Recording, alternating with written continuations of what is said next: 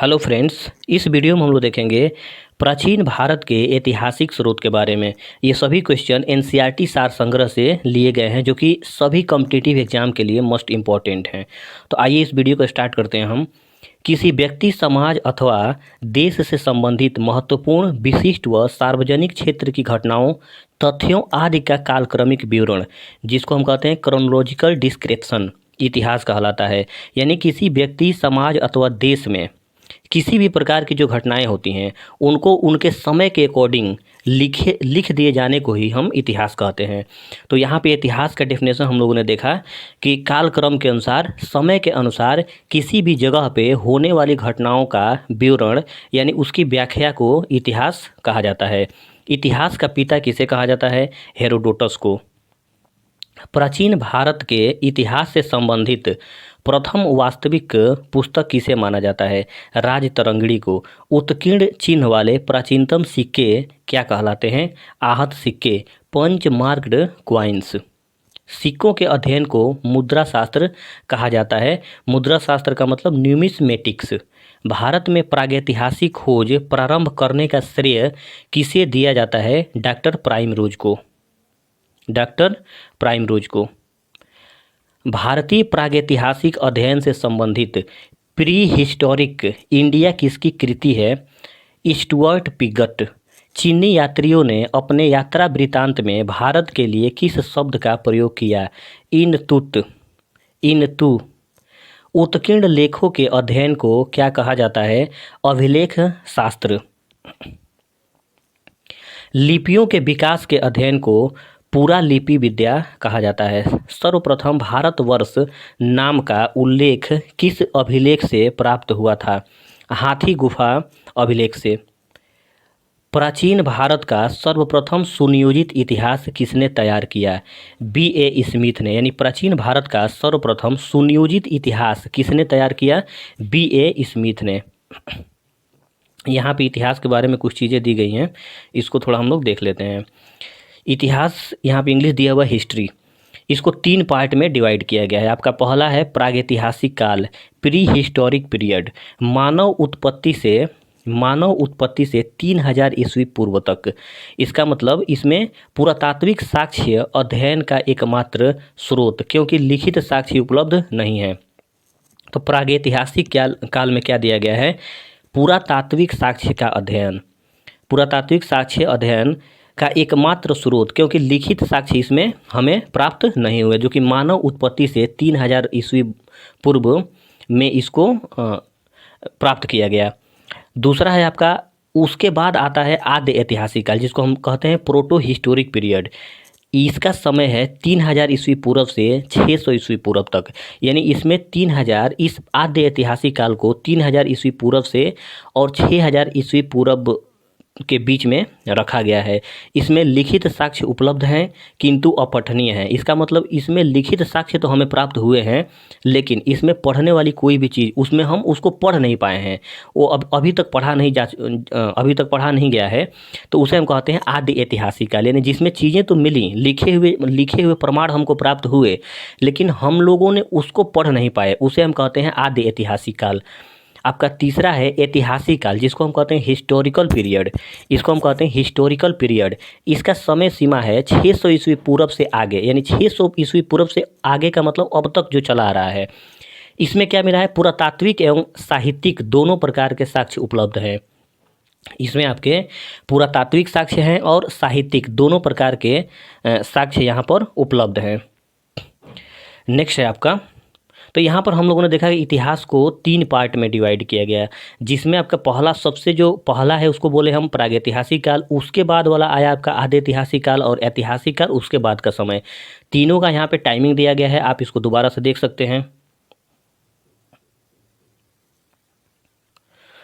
Next है आपका प्राचीन भारतीय इतिहास को जानने के लिए किन स्रोतों का प्रयोग किया जाता है? यानी इतिहास को, प्राचीन भारत का जो इतिहास है उसको जानने के लिए किन स्रोतों का हम प्रयोग करते हैं? तो हम धार्मिक ग्रंथ के द्वारा जानते हैं, ऐतिहासिक ग्रंथों के द्वारा जानते हैं, पुरातात्विक साक्ष्य तथा विदेशी विवरण, यानी विदेशी लोग आकर के जो भी अपना मत अपनी किताबों में जो चीज़ उन्होंने लिखा उन्हीं के आधारों पर हम जानते हैं। धार्मिक किताबों को पढ़ करके भी हमें प्राचीन इतिहास के बारे में कुछ जानकारी मिलती है। ऐतिहासिक किताबों को भी पढ़ करके हमें प्राचीन इतिहास के बारे में जानकारी प्राप्त होती है। और जो पुरातात्विक, जो पुराने साक्ष्य मिले हैं, जो प्रमाण मिले हैं, जो चीज़ें, वस्तुएं जो प्राप्त हुई हैं, उनके आधार पर भी हम प्राचीन इतिहास के बारे में जानकारी हासिल करते हैं। ब्राह्मी लिपि को सर्वप्रथम किस विद्वान ने पढ़ा था? यानी जो ब्राह्मी लिपि है उसको सबसे पहले पढ़ने वाला व्यक्ति कौन था? तो उसका नाम था जेम्स प्रिंसेप। 1837 ईस्वी में पढ़ा था वो। भारत के प्राचीनतम ग्रंथ वेदों का संकलनकर्ता किसे माना जाता है? महर्षि कृष्ण द्वैपायन वेद व्यास को। तो भारत के प्राचीनतम जो ग्रंथ वेदों का, तो भारत के जो सबसे पुराने जो ग्रंथ वेद हैं उनके संकलनकर्ता, मतलब उनको एक करने वाले, उनको एक सही रूप में, सही रूप देने वाले, एक किताब फॉर्म में करने वाले व्यक्ति को हम किस नाम से जानते हैं? महर्षि कृष्ण द्वैपायन वेद व्यास के नाम से।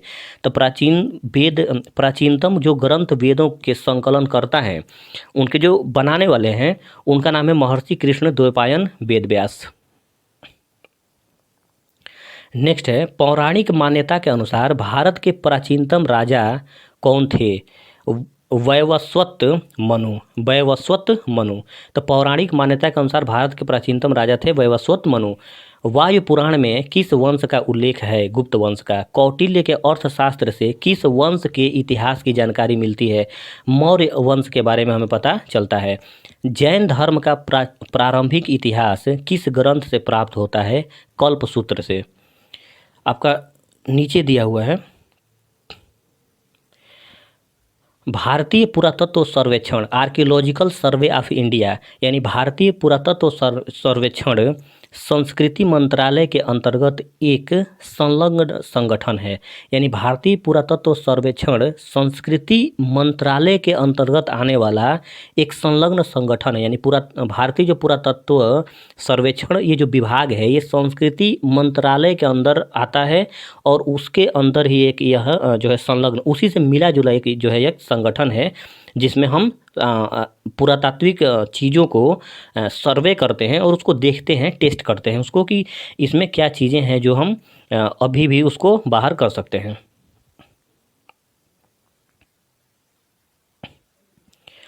मत्स्य पुराण किस वंश से संबंधित है? आंध्र सातवाहन वंश से। विष्णु पुराण किस वंश से संबंधित है? मौर्य वंश से। खरोष्ठी लिपि किस प्रकार लिखी जाती थी? दाएं से बाएं की ओर। तो जो खरोष्ठी लिपि है, इसको आपको याद रखना है कि दाएं से बाएं की ओर लिखा जाता था। ये इंपॉर्टेंट क्वेश्चन है, मैक्सिमम टाइम में क्वेश्चन आते रहते हैं। नारद स्मृति से किस वंश के विषय में जानकारी मिलती है? गुप्त वंश। स्मृति ग्रंथों में सबसे प्राचीन एवं प्रामाणिक पुस्तक कौन सी मानी जाती है? मनुस्मृति। शुंग काल का मानक ग्रंथ किसे कहा जाता है? मनुस्मृति को। स्त्री को पुरुष की अर्धांगिनी किस ग्रंथ में कहा गया है? शतपथ ब्राह्मण में। महाभारत का प्रारंभिक उल्लेख आश्वलायन गृहसूत्र में मिलता है। यानी महाभारत का प्रारंभिक उल्लेख आश्वलायन गृहसूत्र में मिलता है। प्रारंभ में इसमें मात्र 8800 श्लोक थे और इसका नाम जय संहिता था। यानी महाभारत में जब 8800 श्लोक थे तो इसका नाम जय संहिता था। कुछ समय पश्चात यह बढ़कर 24000 श्लोक हो गया और भारत नाम से प्रसिद्ध हुआ। तो जब इसमें 24000 श्लोक हुए तो इसको भारत नाम से जाना जाने लगा। अंत में 1 लाख श्लोक होने के कारण इसे सप्तसाहस्त्री संहिता या महाभारत कहा जाने लगा। यानी जब इसमें 1 लाख, यानी महाभारत में जब 1 लाख जो है आपके श्लोक हुए तो तब उसको सप्तसाहस्त्री संहिता या महाभारत के नाम से जाना जाने लगा। इससे पहले महाभारत को हम किस नाम से जानते थे और कब जानते थे, कितने श्लोक थे, उसको ऊपर जो है दिया गया है। एक बार और आप इसको देख सकते हैं। पुरालेख विद्या से क्या अभिप्राय है? शिलालेखों का अध्ययन। पुरावशेष का महानतम अन्वेषक किसे माना गया है डार्विन को।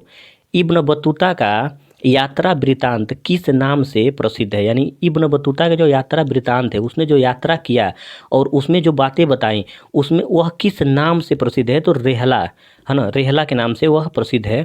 हुएन सांग ने किस विश्वविद्यालय में बौद्ध धर्म का अध्ययन किया था, तो वह नालंदा विश्वविद्यालय में बौद्ध धर्म का जो है अध्ययन किया था। नेक्स्ट है आपका प्रमुख अभिलेख व शासक, यानी यहाँ पे आपको कुछ अभिलेख दिए गए हैं और उनके शासक दिए गए हैं, माने उन अभिलेखों का निर्माण किसके शासनकाल में हुआ। तो आपका पहला है हाथी गुफा अभिलेख, इसका निर्माण हुआ कलिंग नरेश खारवेल के शासन के समय, और उस टाइम पे शासक जो है कलिंग नरेश खारवेल थे। इसी तरीके से नीचे भी जितने भी आपके अभिलेख दिए गए हैं वह उनके शासन के दौरान और उस शासक के प्रेजेंटेशन में इसको बनाया गया है। तो आपका पहला है एहोल, दूसरा है आपका एहोल अभिलेख, इसको पुलकेशिन द्वितीय के शासनकाल में बनाया गया था। नासिक अभिलेख गौतमी बलश्री के शासनकाल में। जूनागढ़ अभिलेख रुद्रदामन के शासनकाल में। प्रयाग स्तंभ अभिलेख समुद्रगुप्त के शासनकाल में। मंदसौर अभिलेख मालवा नरेश यशोवर्मन के शासनकाल में। ग्वालियर अभिलेख प्रतिहार नरेश भोज के शासनकाल में। देवपाड़ा अभिलेख बंगाल शासक विजय सेन के समय में। भीतरी व जूनागढ़ अभिलेख स्कंद गुप्त के शासनकाल के दौरान इस अभिलेख को बनवाया गया था। बौद्ध स्तंभ लेख से किसकी जानकारी मिलती है, यानी बौद्ध स्तंभ जो लेख है उसमें किसके बारे में हमें जानकारी प्राप्त होती है, तो शुंग काल के बारे में। हुएन सांग ने अपनी यात्रा वृतांत का वर्णन किस पुस्तक में किया, सियुकी। तो सियुकी नाम से एक हुएन सांग ने पुस्तक लिखा था जिसमें उसने अपनी यात्रा के बारे में वर्णन किया था, बताया था। अरबी भाषा की पुस्तक किताब उल हिंद की रचना किसने की थी, अल-बरूनी ने। मोरक्को का यात्री इब्न बतूता भारत में मोहम्मद बिन तुगलक के दरबार में आया था तथा तुगलक ने उसे दिल का काजी नियुक्त किया। मार्को पोलो द्वारा किस राज्य की यात्रा का उल्लेख मिलता है, पांड्य राज्य की। पतंजलि के महाभाष्य से किस वंश के इतिहास का पता चलता है, शुंग वंश का। यहाँ नीचे कुछ चीनी लेखकों का वर्णन दिया गया है, ये भी इम्पोर्टेंट है, इसको थोड़ा हम लोग देख लेते हैं। आपका फर्स्ट है लेखक है फाहियान, इसका समय रहा 399 से 414 ईस्वी तक। इसकी रचनाएं क्या है, भारत दशा का विवरण, मतलब इसने भारत के दशा के बारे में बताया। भारत में जो चीज़ें चल रही थी, जो चीज़ें हो रही थी, उन चीज़ों को इसने डिस्क्राइब किया। यात्री विवरण क्या है, यह प्रथम चीनी यात्री था जिसने चंद्रगुप्त द्वितीय विक्रमादित्य के समय भारत की यात्रा की थी। इसने गुप्त काल में वस्तु विनिमय का माध्यम कौड़ियाँ तथा चंद्रगुप्त मौर्य के राजप्रसाद यानी कि राजमहल को देव निर्मित बताया है। दूसरा है आपका लेखक हुएन सांग, इसका समय रहा 629 से 645 ईस्वी तक। सियुकी नाम का इसने एक पुस्तक लिखा हुआ है, उसमें पाश्चात्य संसार के लेखों के बारे में बताया है। हुएन सांग सम्राट हर्षवर्धन के समय भारत आया था। हुएन सांग कब आया था, हर्षवर्धन के समय भारत आया था। इसने हर्ष को शिलादित्य की उपाधि से विभूषित किया, मतलब कि इसने हर्ष को शिलादित्य की उपाधि दिया। इसे यात्रियों का राजकुमार, शाक्य मुनि, नीति का पंडित भी कहा जाता है। इत्सिंग 673 से 675 ईस्वी इसका समय रहा। प्रसिद्ध बौद्ध भिक्षुओं की आत्मकथाएं, मतलब इसने अपनी जो रचनाएं की, जो भी पुस्तकें इसने लिखी, उसमें प्राचीन बौद्ध भिक्षुओं की आत्मकथाओं के बारे में बताया। इन सब टॉपिक पे उसने बात किया हुआ है। चीनी बौद्ध यात्री जो नालंदा विश्वविद्यालय में अध्ययनरत रहा। सती प्रथा का प्रथम लिखित साक्ष्य, मतलब जो सती प्रथा का जो पहला लिखा हुआ प्रमाण, पहला लिखा हुआ जो सबूत मिला 510 ईस्वी के भानुगुप्त के एरण अभिलेख, जिसको एरण एडिक्ट्स कहा जाता है, तो एरण अभिलेख से प्राप्त होता है। तो फ्रेंड्स, यहाँ पर हम लोगों ने प्राचीन भारत के ऐतिहासिक स्रोत के बारे में मैक्सिमम क्वेश्चन कवर किए, जो कि NCERT सार संग्रह से all these questions I have taken. So friends, it's request to you that if you are liking my videos, then please like, watch it and share to your other friends. Thank you.